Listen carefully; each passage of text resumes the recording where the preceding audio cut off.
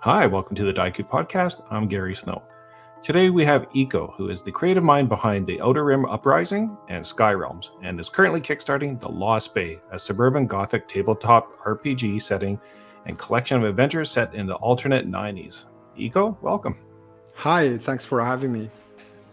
Well, you've been a mainstay of the indie scene for quite some time, and I know you've been on my show before when we talked about the Outer Rim Uprising, but we never really got into kind of your background, and I think it's important to maybe talk about it because I think it plays heavily into the Lost Bay. So why It don't you does, kick us yeah. off with how did you get started in this crazy little hobby? Okay, I'll try to be brief. I fell into the hobby when I was 10.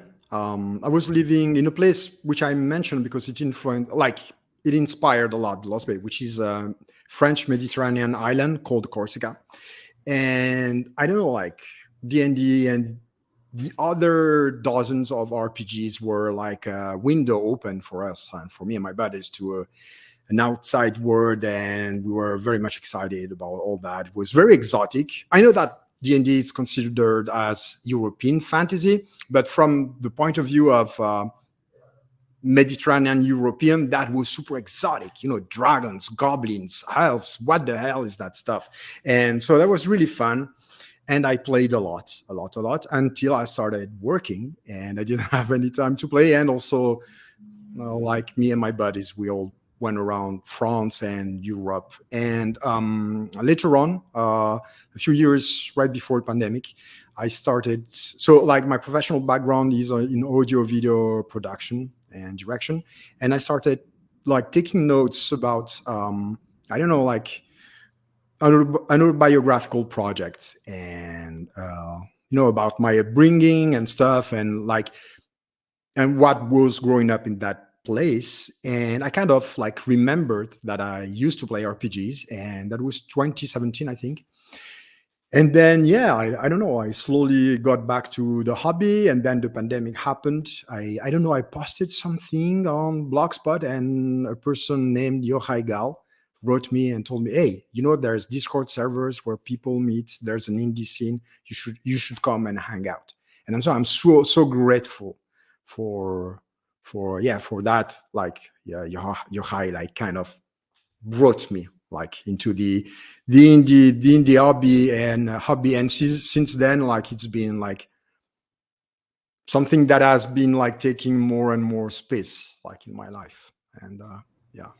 And so, quick question: do you think when you re-entered the hobby that you would have eventually found the OSR in the indie scene? You seem like the type of guy that you like indie music, you like indie movies, and that kind of thing. Do you think you would have now naturally gravitated or found it eventually, or was it that chance encounter?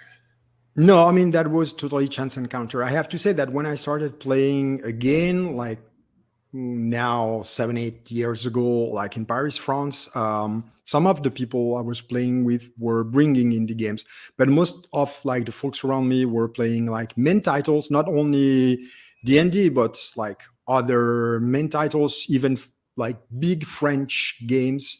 And I wasn't aware about playing, about the existence of the indie scene. And I was very much surprised because yeah, when I stumbled across it, I found again like something similar to the spirit I had as a kid or as a teenager.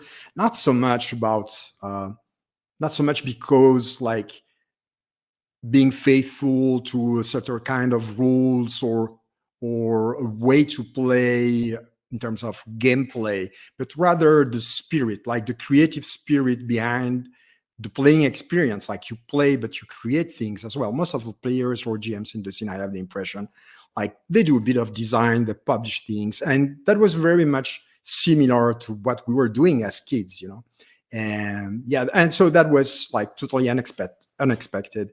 This is why I'm saying I'm super grateful with Yochai for pulling me like inside the scene. I mean, And then how long did it take for you to jump from, okay, you're back in the scene to, oh, I'm going to actually do a podcast and I'm going to feature some of the games that I like? Because for those that are watching at home, and I would be surprised if you didn't already know, but Eco has the Lost Bay podcast. And I know you've tailed off the frequency as of like in the last couple of years when you got busier. But you started off with like a lot of great interviews, similar to what I do here with indie Yeah. game designers. And what made you kind of jump into that space?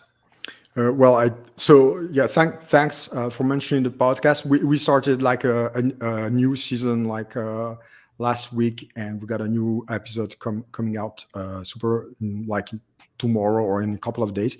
Yeah, so like I started working on the podcast like probably 2 or 3 weeks after I've stumbled across the scene. But first of all, because I found like the context was locked down and I wasn't allowed to go out, and like many people, that was the pandemic. I was locked in, like in my home. Well, not actually my home, but anyways. And like I've been in documentaries as like that's my job for a long time. So that was kind of, I mean, natural to like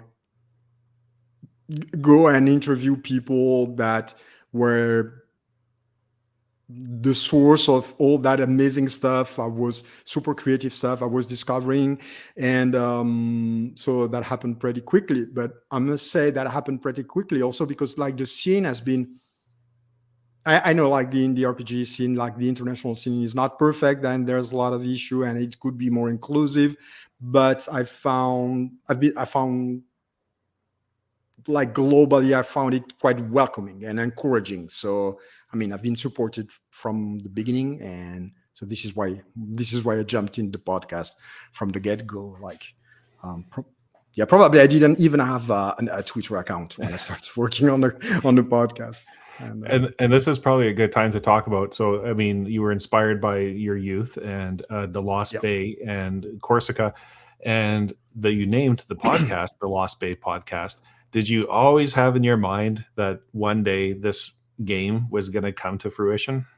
No, not yes and no. Like I had in mind that I wanted to do something with that. So I was playing the Lost Bay before Le Golfe Oublié at that time in France, before like even like imagining to design a game as a setting for like a hacked version of Tales from the Loop.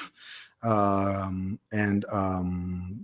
I played it a lot, like a couple of campaigns, and I played like in a lot of conventions. And I had no idea about like the indie scene and like, like making your own game and that sort of thing. And I just knew I wanted to do something with that. I have like 200 pages written on the Lost Bay. Like there's maps, there's the whole lore. I like all of that is not going into the game. Don't worry. I mean, there's a lot of it's an RPG, so I've adapted it. There's not like an encyclopedia of lore. Like it's very lightweight.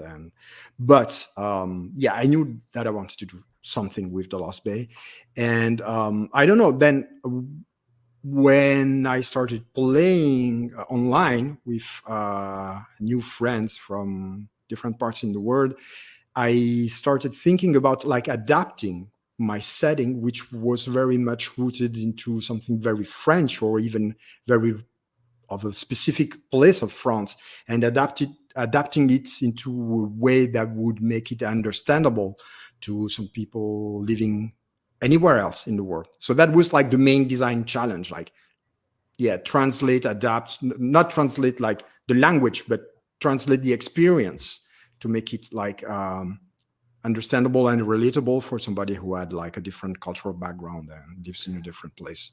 Yeah, I was actually going to ask you about that because, growing up, I'm in Canada, but we are really infiltrated by the USA. So like if I were to write something like, it's like Stranger Things, you set it in like the Midwest, like kind of Indiana type of thing, even though it's a little bit different of an experience that I had. Globally, it kind of seems like, that is like you defer to, say, a Hollywood version of your experience. Did you kind of find it like that too, where you were like Americanizing some of the elements to make it more, I guess, universally acceptable? Well, not really, because like from the beginning, of like the adaptation, what happened is that I had feedback from people living like in different continents, saying that they were relating to it. And so it became very quickly not how to say, like the adaptation became very quickly not a cultural question but a game design question. So very quickly it became like, how do I basically turn the lore into a set of procedures and rules that are that players and GM can take and use for their own fun and entertainment or experience at the table. So so I still keep writing, thinking about. So now it's kind of weird. I still keep writing, thinking about the place which has inspired me in the first place.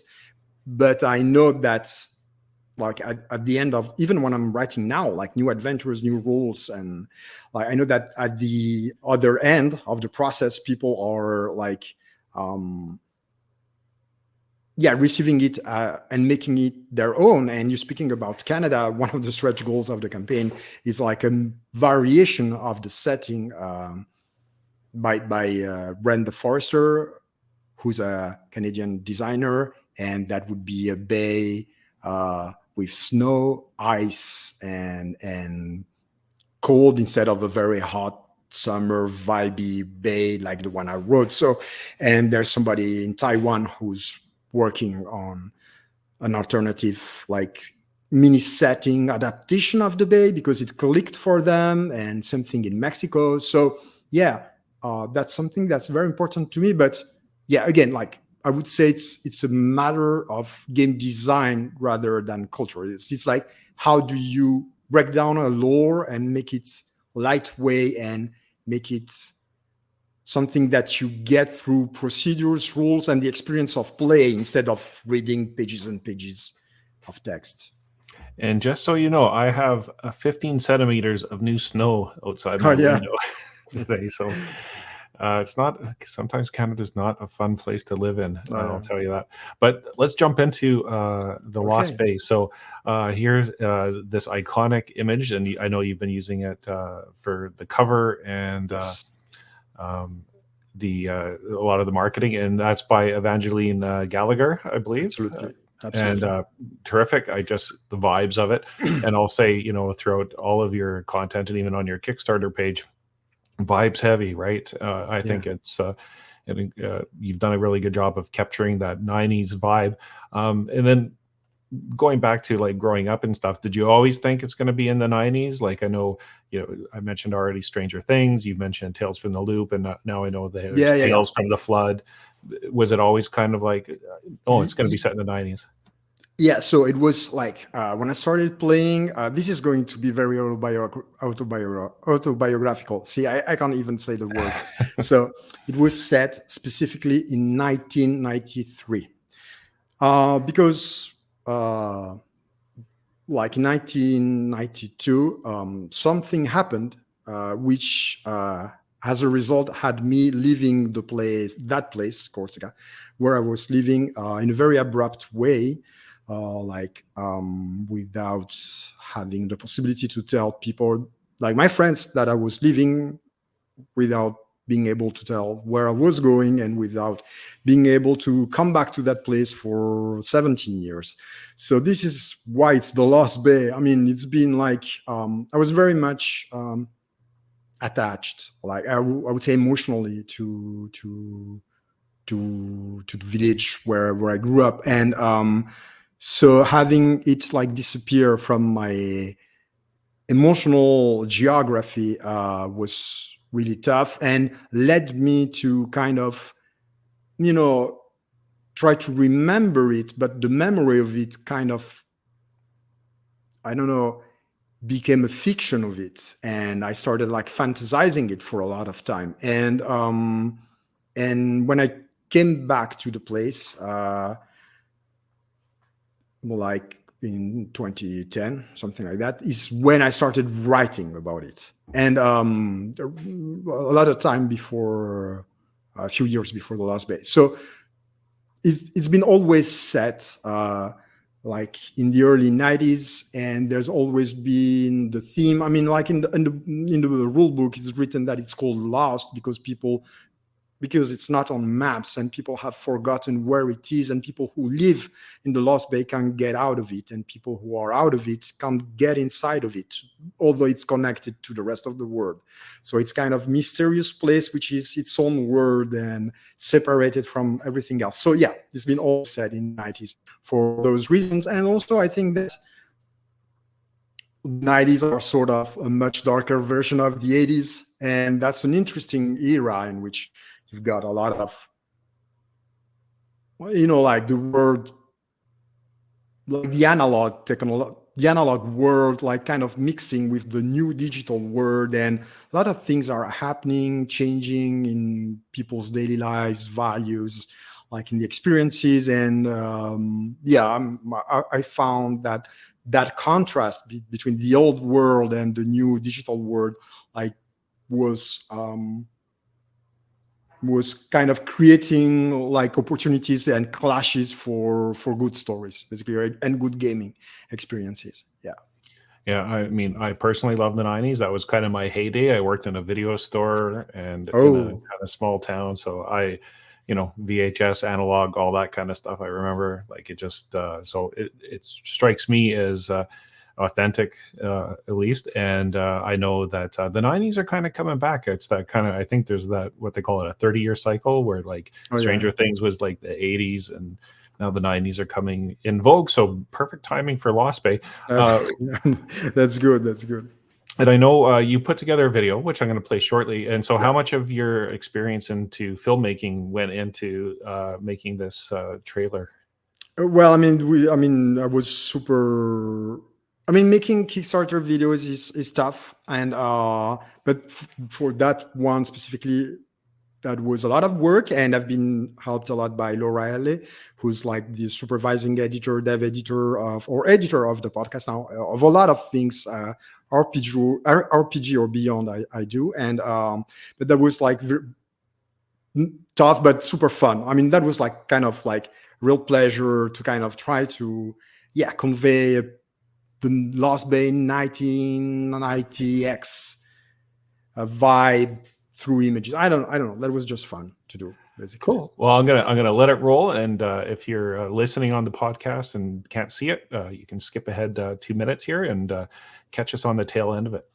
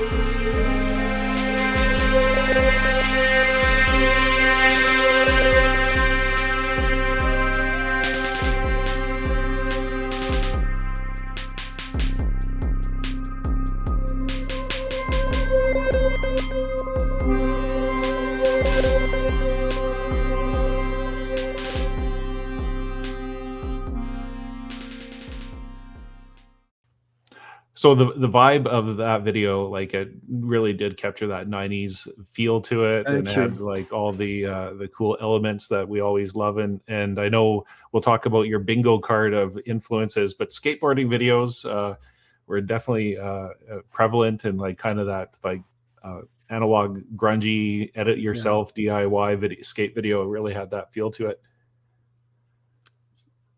Yeah, the video was made like with a mix of stock footage I've found or bought online, and like some personal photos. For example, like there's a photograph on the seaside that's actually from like the real Lost Bay, like the island, of course, from a place that I love very much. And there are a few other photos that I've made in the video. And Cool. Okay, let's finally. Sorry for teasing you guys all so long Yeah. watching this, but finally, Lost Bay, and the second part of that is the Urban Legends book. So you've got it's 2 hardback covers. Tell us the essence of it. So yeah, so it's a standalone game. You have 2 hardback books. The Lost Bay is the core book, and actually it's a big book because in it you have like character creation rules. You have like the extended setting through procedural tables and point crawls and tables to generate point crawls um, and you have like 7 districts which are like the setting is implied all through the book, but we've tried to like give as many like hooks, like fiction hooks, narrative hooks, gaming hooks throughout the game, and yeah, and a gazillion of rules basically. And I'm not going to go too much into the detail, but I'm gonna give the spirit of it. Whereas Urban Legends is additional gaming material.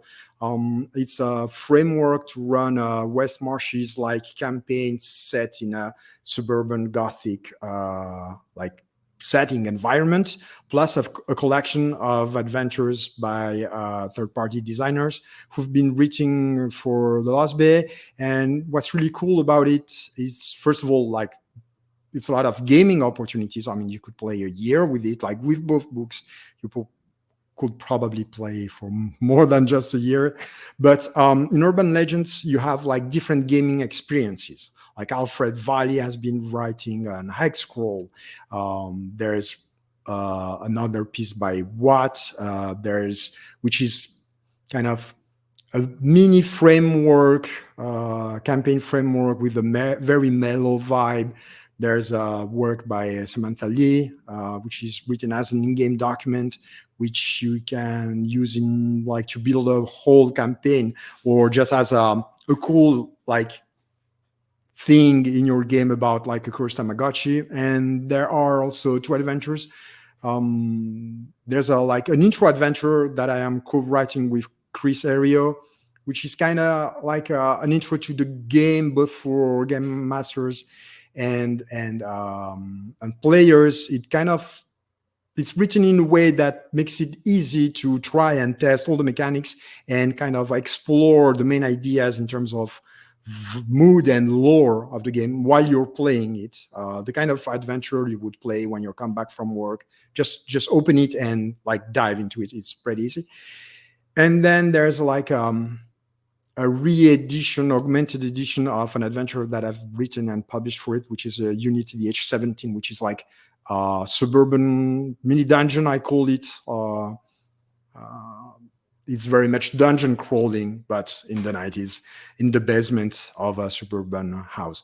And about the game itself, so like the core idea of the Lost Bay is that it's a place where like the mundane and the supernatural, or the weird as it's called in the game, mix seamlessly. Like in your daily life, you would go to the mall or assist a punk monk doing a blood cleansing ritual. I don't know, like go to a shrine and witness the birth of a living saint, or just go to school and be bored or enjoy it, depending on what's your relationship with school. And the characters themselves embody that duality. Something happened to them, and they're young people, like in their 20s, and something happened to them, and they've been touched by the weird, which has given them powers. So they have like extraordinary powers. And in terms of gameplay, what does that mean? You've got like the game like is inspired by a lot of like the recent indie RPGs, but there's 2 of them, like in a lot of details, and but there's 2 of them that have influenced it very much. There's like the Lumen framework by Gila RPGs, and there's Cairn by Yohaiga. 2 very lightweight games, probably listeners know. So the Lost Bay takes like the 3 attributes from the Lumen framework: force, flow, focus, and the powers. The powers have always an automatic success. You know that you're gonna obtain what you're trying to achieve when you use a power, but the drawback of using the powers is that they might burn you. Basically, they might give you a scar, and this is kind of the scar mechanic of Cairn, which has been modified and made kind of central to the game mechanic, even more than what it is in Cairn. And so using the powers, you can like face whatever supernatural situation or entity or beast you're facing, but they might affect you and affect the environment around you and affect people around you and affect, I'm using like a neutral word because like the outcome of those scars could be positive or negative. Basically, it's the whole character evolution or growth system. And well, lastly, I'll say that there's a lot of playable classes. That's the spirit of the game. There are kind of archetypes drawn from 80s, 90s media. There's the Firestarter, the one on the cover. There's the Scanner, the one on the Urban Legends cover, somebody who kind of hacks video streams. And so there's a lot of them. There's 10 of them in the core book. I have 10 more sort of ready. And there's like people, third-party designers already writing new vibes, new playable classes. They're called vibes. So I think we can expect a lot of vibes being produced for the Lost Bay, a lot of playable classes. And yeah. So I mean, the 2 books pair so beautifully with the red, the black, and the white. It's like aesthetically pleasing to me, and just the whole the way they fit together. At one point, did you ever just go, okay, I'm going to do the Lost Bay, and then maybe in the future I'll do Urban Legends, or did you always think that you're going to kind of have adventures in the Kickstarter? Well, at first I didn't think. No, I mean, when I started planning for the Kickstarter, I wanted other designers to write for it because I had already experienced. Like I released an early version in PDF on each 7-8 months ago, and it happened that people started working third-party content for the Lost Bay, and it's been so amazing. And speaking about like connecting back to what we were saying earlier about like making like the whole game and place like open to others, people like ideas about gaming. I really wanted to see what others would write for the Lost Bay, how they would interpret it. And like it's been like super fun. Like it's been extremely rewarding and super fun to see how they adapted, twisted, or like wrote their own like gaming ideas into the Lost Bay, basically. So yeah. Cool. And I now have on the screen here a little bingo card of all the influences. We have Carrie by Brian De Palma. Everybody knows Carrie. William Eggleston photos, which are kind of like that slice of life, kind of like the alternate kind of photos that you go, I don't know why somebody took a photo of that, but I'm in love with the look of it. And you got Lord of the Flies, Hotline Miami, Nightbreed, Rage Against the Machine, Videodrome, a lot of kind of that kind of grainy underbelly of the suburban life that you kind of don't realize is there. They're not all like media from the 80s, 90s. Some titles are more recent, like Paranoid Park or The Binding of Isaac or Hotline Miami, but they kind of have like, or even True Detective, but they have like the same mood, sort of. They can, I don't know, like I mean, The Lord of the Flies, I don't know. It's probably, when was it written? Like in the 40s? Yeah. Maybe earlier. I don't know. So, but I don't know. There's something about even each of these like books, songs, or games or films that, clicked with the idea of the game. So, yeah. Well, Lord of the Flies, obviously, it's like, the little kid society that they get a little rogue and do some pretty crazy stuff. And crazy stuff. Nice. With an almost supernatural. It's very, it's very like realistic, but it has like a very almost supernatural background.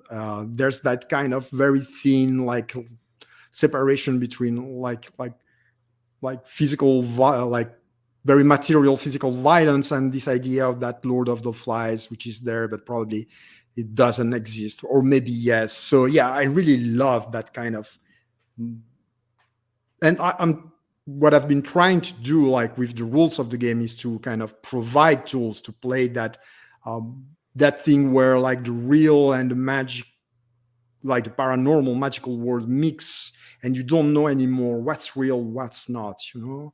And yeah. And I don't see Firestarter on here, ironically. Yeah. Yeah, I mean, to be honest, there was enough place on the card. You need So another like, bingo card. yeah, I need another bingo card. Yeah. And as we already talked about, it's kind of like the analog and technology kind of starting to mix together in the 90s. We've already talked about some of the vibes or classes, so to speak. And do you want to just kind of run through some of them? We got I already mentioned Firestarter, and now we see Screamer on the page. So the Screamer is a vibe which is like related to using sound, obviously. And like the tagline, like is you, there's so much inside you, you need to let it go. And so each vibe has 2 starting gear tables, and players will pick or roll 4 times on those 2 tables. And like the gear in the starting tables is either like useful gear, useful items that have like will have mechanical effects, or things that will give like narrative prompts to try and imagine how the character is and where they come from. And then there's like every character, every vibe has 6 powers to choose from. You can choose 2, and depending on what you choose, you can really craft very different interpretation of the vibe. Almost every vibe has a very offensive power, and then other powers that are more towards like the transformation of the environment in a very specific way, related to like the world, like in this specific case, the sound and voice. Like so, it's muting sound, using voice, imitating voices and sounds, or lying and convincing people. So there's another, like a couple of other vibes. There's the Monarch, which is a vibe which is about bugs, insects, somebody who's very much related to all the small beings and the dirt and the plants. Are like somebody, yeah, the vibe related to like the insect world. There's the Splinter, which is kind of a wanderer, or I don't know, you could picture, you know, a grunge person, or like, I mean, like in play, I've noticed that there very often people say, oh, that's a grunge character, or that's a metal character. So yeah, somebody who's super resilient, and basically their whole thing, their whole strength is is resisting whatever happens to them, and that can have a lot of effects, or resisting or breaking stuff, basically. So yeah, you have lots of ways like to play each vibe, and yeah, they're not like monolithic. And it helps get you started into the campaign. Like you can see exactly like some options, and as you, I mean, that's always the best part when you get a random character generation and you go, oh, when can I use this power or magic or whatever the case? And also, you're just like, waiting. Yeah, sorry. And also like I think like the way they've been designed, and I mean, that's the feedback I had like from like the early players, is that like the character creation is 50% of discovering the game and the lore of the game. When you finish creating your character, which frankly takes between 5 to 10 minutes, you know almost everything your character knows about the game. You know, you as a player knows as much as your character about the world of the Lost Bay. So it's kind of like a lot of the lore of this implied setting is channeled through character creation. That was like a huge design goal for me. That's a post-death vibe, by the way. When you die, you might become something else, like a ghost or a half dead or an evil twin of yourself. And yeah. Cool graphic. So we've got some testimonials here. David Blandy, who's been a guest on my show when they were Yes. pitching Eco-Mofos. I'll just read it out loud. The Lost Bay captures the intensity of teenage life in a psychedelic dream of the 90s. The emotional core of the story games with its investigative feel of Call of Cthulhu and exploration of the SOR or OSR. I shared this quote by David because like the second line, the blend between investigation, like story game, and OSR, which was really what I was aiming at, like trying to write a game, and frankly writing a new game system. I mean, it's not totally new, of course, like it's a hack of several things that are already out there, but several excellent things. Was pretty scary, and that was like the aim in terms of games designs, like to offer like kind of a blend of those gaming experiences. So like you can play something that goes from a very story oriented, like real magical realism game, or go into a more OSR-ish, I don't know, slasher, run for your life and fight against the monsters, dungeon crawling adventure, and everything in between, basically. And we talked a little bit, about the mechanics and where they all came from. But just, I know you used in one of the in the Kickstarter, or maybe in one of your quick starts, you used the example of I forget what they were doing, but they tripped. Maybe you can remember. Yeah, like the person who's trapped, right? Yeah. So like it's on the Kickstarter page. There's an example use of the power. You're trapped in a walk-in freezer, which is, by the way, the start of the adventure I'm writing with Chris Ario, and called The Swine, which is like in the Urban Legends book, and which is like the intro adventure for the game. So like the adventure starts with the players locked into a walk-in freezer, and in the example you're playing the example play, you're playing a fire starter, so the character who has heat and fire related powers, and you melt the lock of the walk-in with your ignite power. And so it's a power, you're gonna succeed, you're gonna obtain the effect, but then you're gonna roll a save, which is called a weird save on the weird, which is like the main resource you're gonna have to manage as a player. And if you fail the save, you're gonna trigger a scar. And in the specific example, I can't remember which one.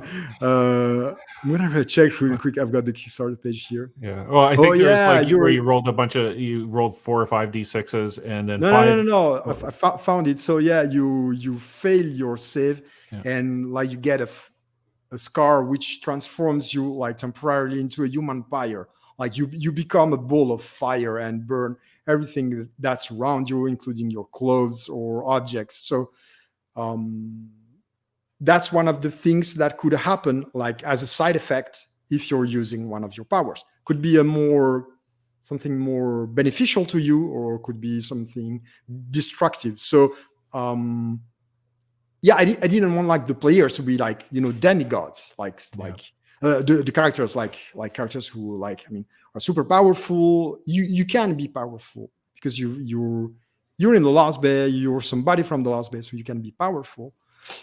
Like in real life, I've met like people with powers, so this is where it comes from. Oh, really? Powers, yeah, of course, like magical powers and stuff. But using them I need to ask, how many of these? I haven't met anybody with powers. How many people have you met that actually have powers like that? Yeah, quite a lot, frankly. Wow. I mean, it was very common. Like, even at home we had like, I don't know how to call that, like a witch coming to do stuff. Yeah, wow, I've met a few. Yeah. We'll have to have another episode, and we'll just talk about all that stuff. Sure. And then once again, some of the art that's creating the vibes of the 90s, strip malls, video store. Boy, that brings back memories. That video store in the strip mall. And you've got like a lot of other elements here. So VHS. that's like the mood board. Real quick about the layout style. Like at first, like the temptation was to make something that's like kind of that was zany, like with a punkish zany aesthetic, but I found it not super useful, like to lay out a lot of data, like explicitly tables. There's a lot of tables. There's a lot of procedures to generate like situations, hooks, locations, point crawls. And so I tried to look at something else from the 80s, 90s that could like inspire the layout of the game. And I've looked into like instructional manuals for electronic appliances, mostly VHS decks, computers, and I've kind of tried to replicate the same type of layout for the layout of the game. Yeah. Cool. And Ooh. here we see your maps too. And who did your maps? I think I saw it on your Kickstarter. Strega did is doing all the maps, like the point crawls and also like the dungeon maps. And we've been doing a lot of again like research to find like the right tone, and I'm super happy about their work. They're incredible. That's not like an actual point crawl, but that's how we're going to lay out them. And we're going to have point crawls for each of the districts. There are 7 of them: Sleep Country, Mole Nation, Trashland, Waterfront, Desert, Sinking Marshes, and the Eye, which is a prison island or island prison. And each point crawl will have a pre-gen area with several pre-written locations and even small mini dungeons in some of the nodes. And like the wider point crawl is procedural, so you can either jump into the pre-gen thing and you don't have to write anything and you just use like the pre-written nodes of the point crawl, or use the procedures and write your own point crawl. And yeah, I'm super excited about that part. Yeah. Cool. And so we've already talked a little bit about your development of how you got to the Kickstarter, and I know, like we talked a little bit before we started recording, about even like last minute changes. And a lot of Yeah. my audience is indie game designers or aspiring designers, and how stressful is it to kind of like pull off a Kickstarter and get it right, and like all those little things that people probably don't even consider when they're gonna launch a Kickstarter. So yeah, of course, Kickstarters are super stressful. So that one specifically has been like more challenging because I mean, it's a project that I've been carrying for a lot of time. It's very personal, so like there's 10 times the amount of stress. But on the other hand, there's a community of people who are already playing the game or designing for the game. And in the whole process of the game development and of the Kickstarter preparation, I've been asking them always, like, when I was in doubt, what should I do? Should I do like that or like that? Or at some point, I like some retail stores or distributors have kind of strongly advised me to make hardcover books instead of like a zine. And so I wasn't sure about that. I talked with like the community. Are you okay? Do you like that? If we do that, how should we do it? So I feel that every decision was informed very much by the feedback of the community of players or of friend designers. And yeah, I can't express enough how grateful I am for that support. And I couldn't, I mean, I would advise anybody to try and find buddies, basically, to work with and to have feedback on whatever they're doing. I mean, that works for me. At least that worked for me. And once again, here are some of the adventures in the other including book. in Urban Legends. And they're probably very familiar to people in the OSR indie space. So check them out. I'm sure it's going to be awesome. And the art, once again, bang on. It kind of has that feel. And I listened to your interview with Evangeline Yeah. about a week ago, prior to the Kickstarter happening, and it was really, for me, interesting is that a lot of the time I see the artists that are kind of used in one project get reused and reused, but Evangeline was not maybe in the game space totally compared to maybe others. And so, how did you connect with Evangeline?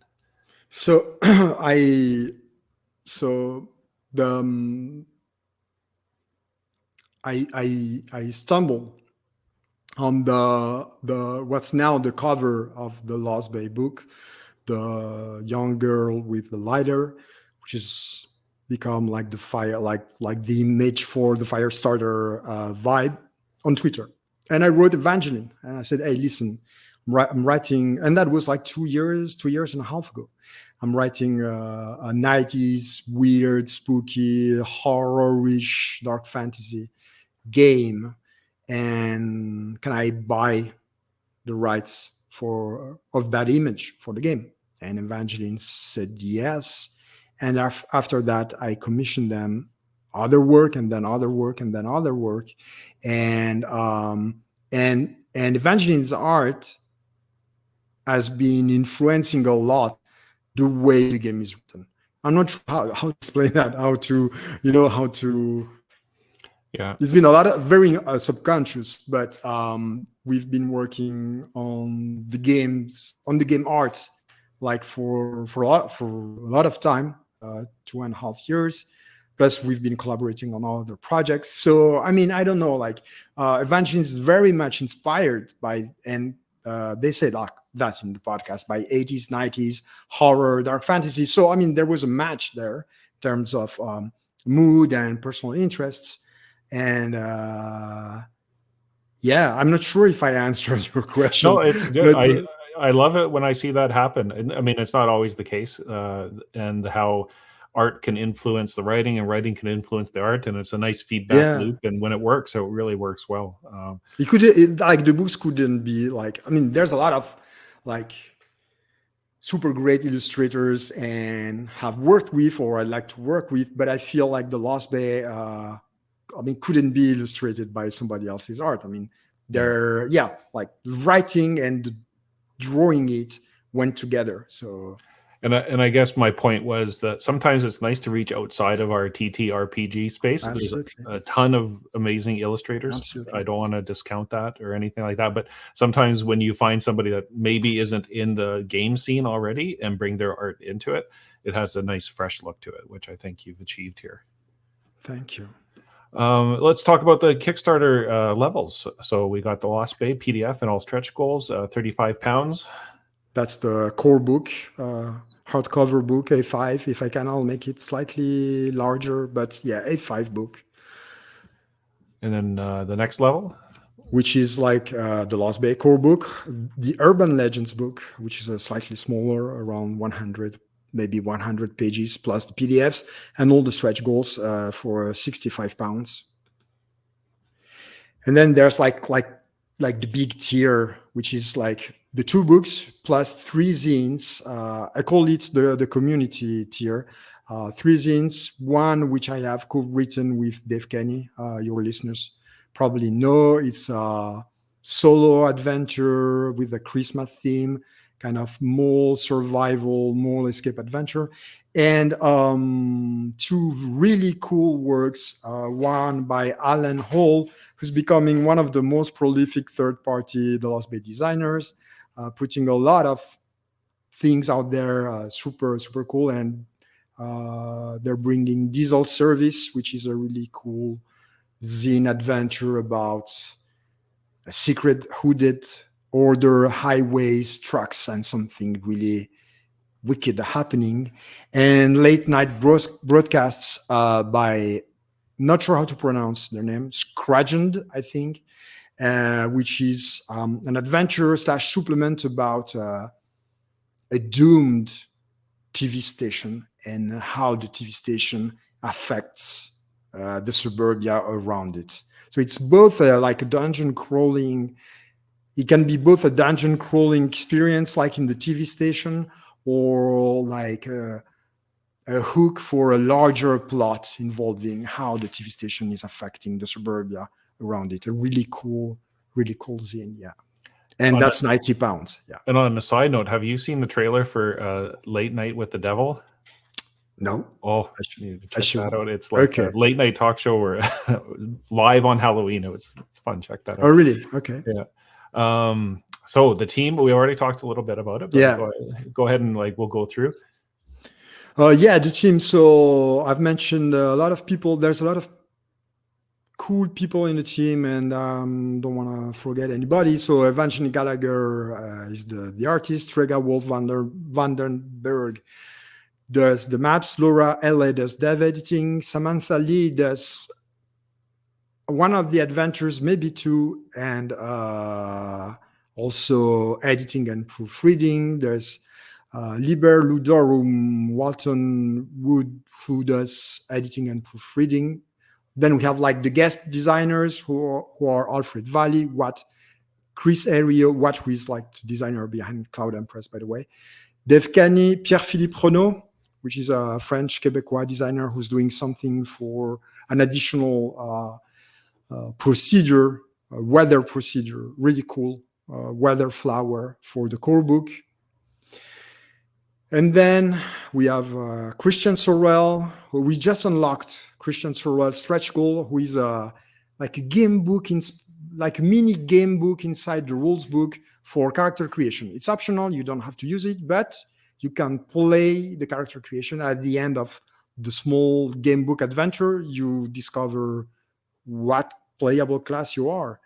Jacob Marks will do, if we reach the stretch goal, basically a digital point crawl generator. We call it the digital suburb generator.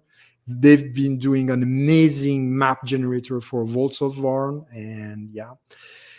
And then we have like the extended team for the other languages. So there's Ren the Forcer, also I've mentioned, for like this Canadian inspired, I mentioned that before we spoke, probably, yeah, like a snow ice twist version of the Lost Bay, or the Lost Bay in winter, a mini setting, alternative mini setting. And then I'm very much attached to like trying to make the game as much as accessible as possible. And this involves two things. First of all, we unlocked like a stretch goal about accessibility with wheel pervs, which will do two things: guide us into the process of making an accessible version of the game, like, you know, of course, accessible PDF, ebook, but also like following us in the process of the layout and the production of the book, to be sure that we're making it as accessible as possible. But also with Will, we've decided to create a booklet, a guide for our own internal use, with a series of tools and guidelines to follow. And once we finish that guide and we finish the game, release that guide to the public, so that other publishers and designers who'd like to do, like, to make their games accessible, but don't know how to, could do it. I mean, we release it for free.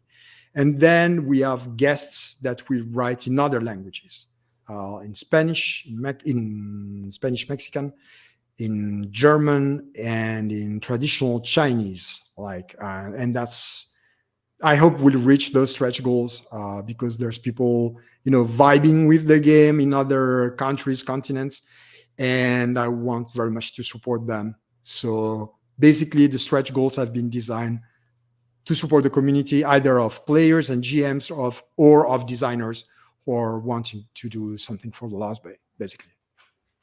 And so, you know, as we're coming to a close here, I'll have all the links to Kickstarter in the description of the video and all that kind of stuff. But kind of what's next for you? Because I know you've been very busy. I don't know how much you're still doing film work or your day jobs and all that kind of stuff, but you've pulled off some pretty big projects with the. Let me show you something. Okay.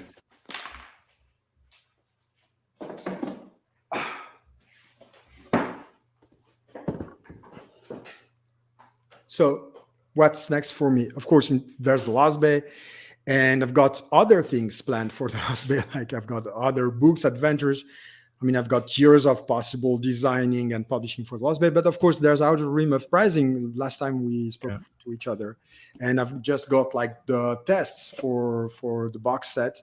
So what's next for me is like finishing like the production of the box set and like sending it to people as soon as possible. And I still have time for my other jobs, but I have to say that it's more than a side job. I mean, it's becoming my full-time job, like RPG publishing, and I'm super if not full time, like almost full or full nights. I don't know. It's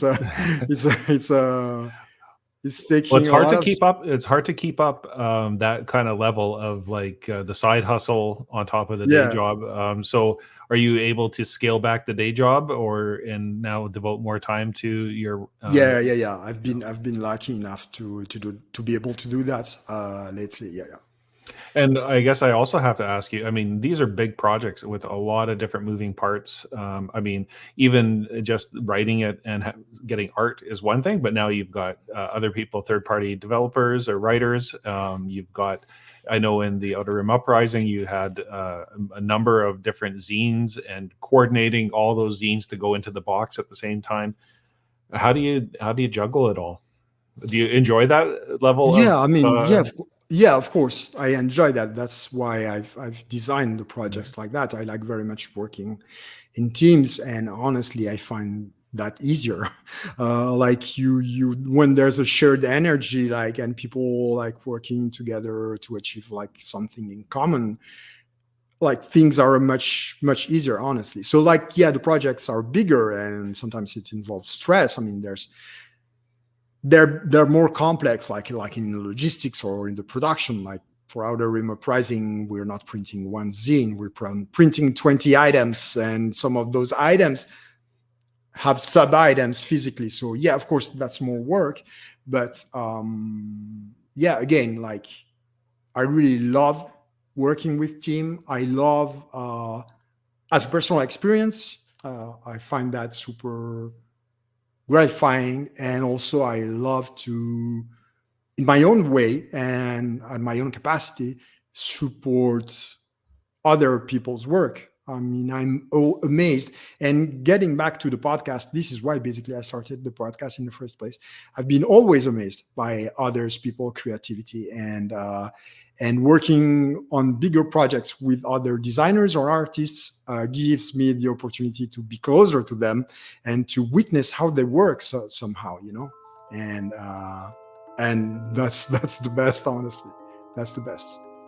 Cool. Well, that's probably a good place to leave it off. And I just want to say, Iko, thanks for coming on and sharing. Thank you so much for having me. Yeah, sharing your history and the development of this game and other games, and what the future holds for you. And best of luck with the rest of the Kickstarter. If you're watching this, back that Kickstarter, back Indie Games, and so we can get more of them. So once again, Iko, thanks for coming on the show. Thank you.